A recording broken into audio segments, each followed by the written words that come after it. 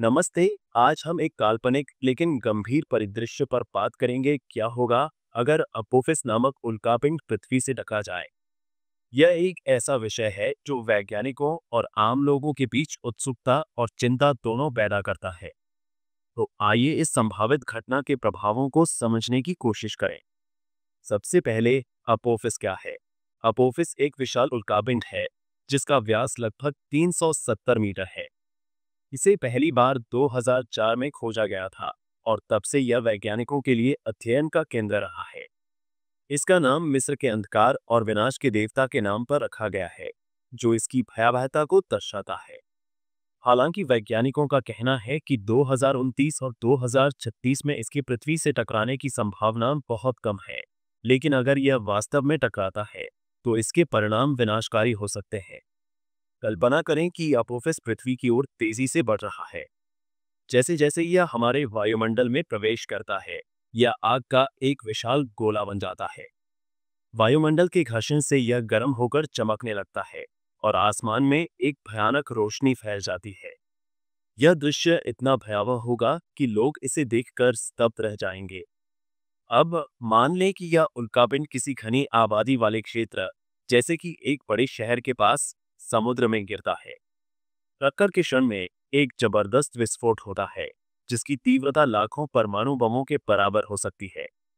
इस विस्फोट से एक विशाल गड्ढा बनता है और लाखों टन मलबा हवा में उछल जाता है। अगर यह समुद्र में गिरता है तो इससे सैकड़ों मीटर ऊंची सुनामी की लहरें उठेंगी जो तटीय शहरों को तबाह कर देंगी। इस टक्कर से निकलने वाली ऊर्जा इतनी अधिक होगी कि आसपास के क्षेत्रों में भूकंप और ज्वालामुखी विस्फोट जैसी प्राकृतिक आपदाएं शुरू हो सकती हैं। हवा में फैलने वाला धूल और मलबा सूरज की रोशनी को रोक देगा, जिससे पृथ्वी पर अंधेरा छा जाएगा।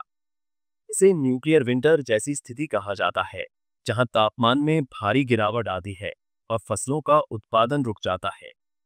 इससे भोजन की कमी और बड़े पैमाने पर अकाल पड़ सकता है। मनुष्य, पशु और पर्यावरण पर इसका प्रभाव लंबे समय तक रहेगा। शहरों की बुनियादी संरचनाएं जैसे बिजली, पानी और संचार पूरी तरह से ठप हो जाएंगी। लाखों लोग अपनी जान गंवा सकते हैं और जो बच जाएंगे उन्हें भोजन, पानी और आश्रय की कमी का सामना करना पड़ेगा।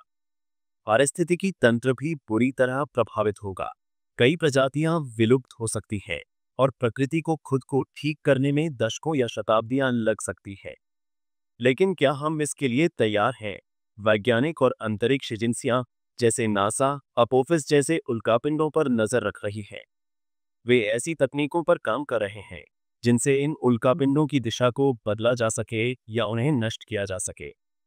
उदाहरण के लिए, एक अंतरिक्ष यान की मदद से उल्कापिंड को टक्कर देकर उसकी कक्षा बदलना या लेजर तकनीक का उपयोग करना।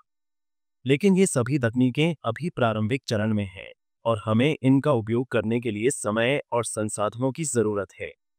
इस परिदृश्य को सोचकर डर लगता है, लेकिन यह हमें एक महत्वपूर्ण संदेश देता है।